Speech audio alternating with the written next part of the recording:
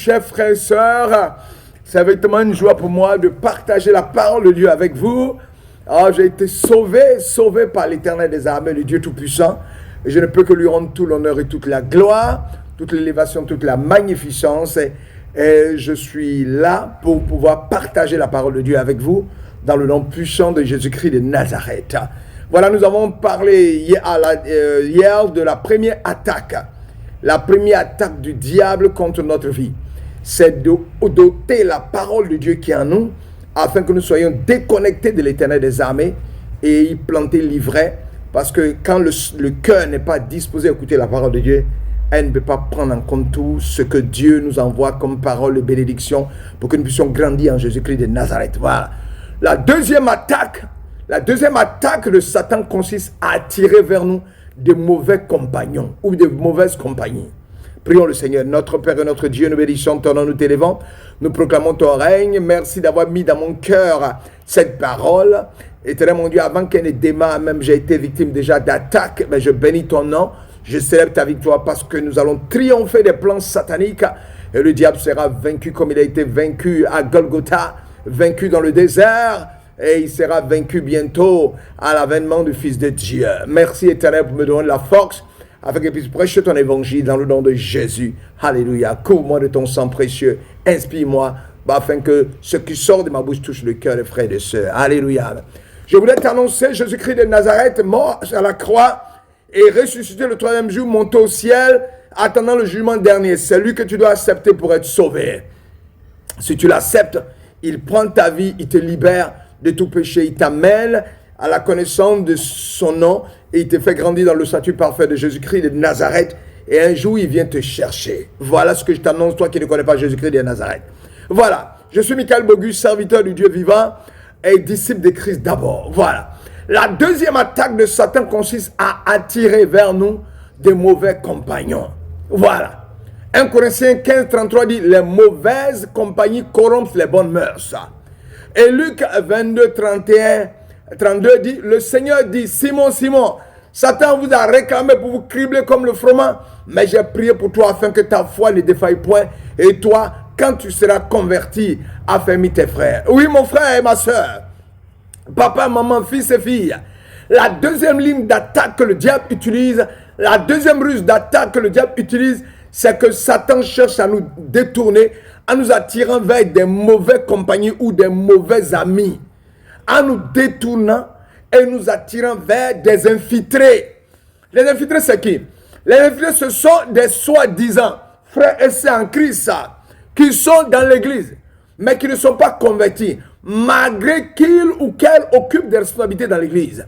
Derrière de tels manteaux d'enfants de Dieu, demeurent tapis des personnes qui travaillent pour Satan et ses démons. Je te le dis, ce n'est pas tous ceux qui sont à l'église qui sont des frères et des sœurs en Christ. Ce n'est pas tous ceux qui sont à l'église. Il y a beaucoup de personnes dans les églises, mais tous ne sont pas convaincus, tous ne sont pas sauvés. 2 Thessaloniciens chapitre 3 dit, nous vous recommandons, frères, au nom de notre Seigneur Jésus-Christ, de vous éloigner de tout frère qui vit dans le désordre et non selon les instructions que vous avez reçues de nous. Ça vous dit que dans l'église, il y a des frères qui peuvent vivre dans le désordre. Mais il faut faire très attention à cela. Ils donnent des mauvais conseils et finissent par vous faire chuter. L'objectif de telles personnes, c'est de nous amener à pécher et à déshonorer le Seigneur. Satan voulait cribler les disciples du Seigneur. Cribler quelque chose, c'est quoi? C'est le découper, c'est-à-dire le perforer. C'est le séparer du reste par une perturbation. C'est percer de nombreux trous à l'intérieur. Cribler une cible de flèche. Tandis que le Seigneur disait que c'était ce que Satan désirait faire à Pierre. Satan désirait en réalité le faire à tous les disciples du Seigneur. Et par ricochet, il désire nous cribler nous aussi. Le Seigneur indique en utilisant le terme vous. Il dit Satan a demandé à vous avoir pour vous cribler.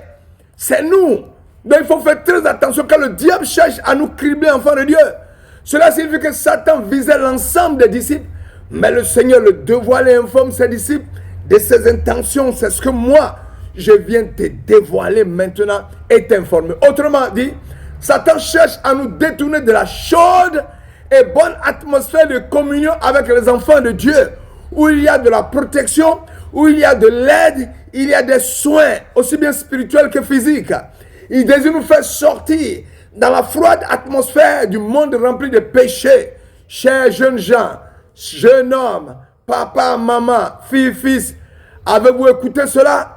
Satan cherche à nous détacher du reste des saints pour nous entraîner dans le monde et y déshonorer le Seigneur.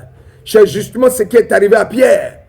En quelque manière, de quelle manière il s'est détaché du reste des disciples et a commencé à suivre le Seigneur de loin. Il a commencé à suivre le Seigneur de loin. Luc 22, 54. Alors il est tombé dans de mauvaises compagnies en cherchant à se chauffer auprès de leur feu.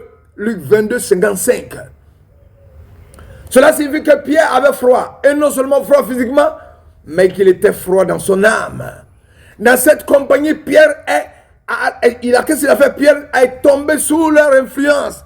Et pour se faire accepter, il a fait des choses qu'il n'aurait jamais dû penser pouvoir faire. Comme vous le savez, il a régné le Seigneur avec jurement et imprécation.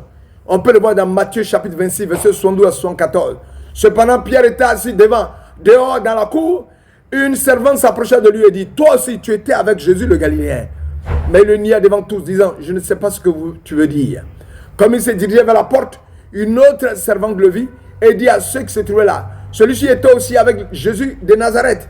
Il le niait de nouveau avec serment. Je ne connais pas cet homme. Peu après, ceux qui étaient là s'étaient approchés et dirent à Pierre, certainement tu es aussi de ces gens-là, car ton langage te fait reconnaître. Alors il s'est mis à faire des imprécations, à jurer. Je ne connais pas cet homme. Aussitôt le coq chanta. Par cette triste expérience, il a démontré la justesse de ce que dit la Bible. Les mauvaises compagnies corrompent les bonnes mœurs. 1 Corinthiens 15, 33. Mais peut-être direz-vous, quel mal a-t-il fait à se chauffer auprès du feu? Effectivement, il n'y a rien de mal à se chauffer auprès d'un feu. Le problème, c'est avec qui vous chauffez. C'est avec qui vous le faites.